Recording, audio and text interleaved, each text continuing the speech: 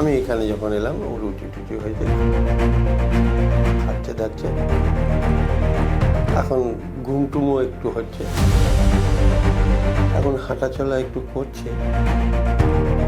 আমার নাম হচ্ছে উজ্জ্বল দেবনাথ, আমার স্ত্রীর নাম হচ্ছে মাধবী দেবনাথ। উনি হচ্ছেন পেশেন্ট, ওনার 54 বছর বয়স। এখন বর্তমানে উনি দুবারের ওষুধ খেয়ে কিছুটা ভালো আছে। প্রথম ধরা পড়ে আপনার মেমোরি গ্রাফ দেখেই ধরা পড়েছিল, এবং তারপরে আমি এই ঠাকুরপুকুরে যাই এবং তারপরে মেডিকেলে আসি। মেডিকেলে আসার পর ওরা নানা রকম হোল বডি প্যাক্সিটিভিটি দিয়েছে, ওগুলো করি। আর মেমোরি গ্রাফও করা হয় অনেকবার। তখন ধরা পড়ে যে প্রথমবারে অপারেশন হয়েছিল লেফট সাইডটা 2020-তে।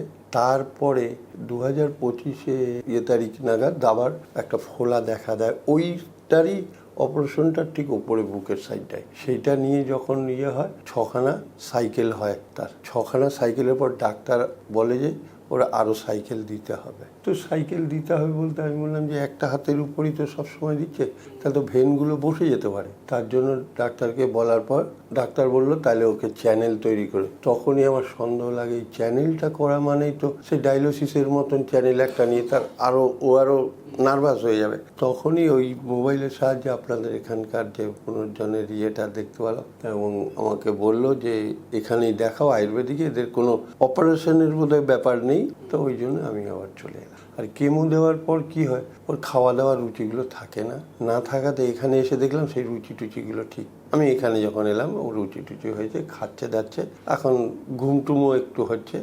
মানসিকভাবে বলতে গেলে ও এখন হাঁটাচলা একটু করছে দিব্যি।